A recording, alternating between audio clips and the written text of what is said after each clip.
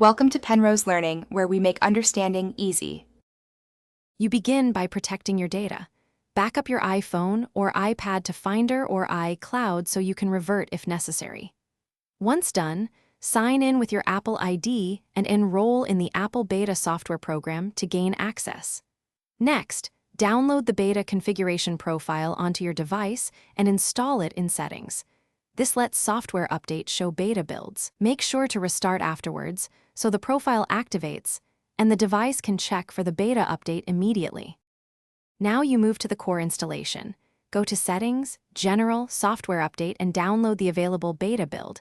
Tap Install and follow prompts.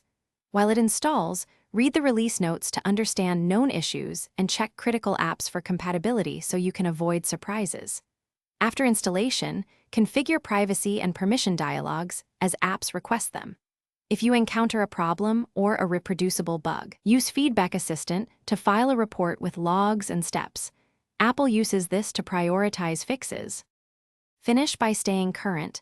Install incremental beta updates as they arrive because they often fix major issues and improve stability.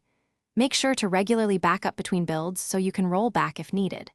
If the beta causes serious problems, revert by restoring your backup or using recovery mode to reinstall the latest public release. This wipes the device, so only restore from a pre-beta backup. Troubleshooting tip: if you hit a boot loop, connect to a Mac and use Finder Recovery to erase and restore immediately. Thanks for watching. If this was helpful, leave a like and consider subscribing. See you next time.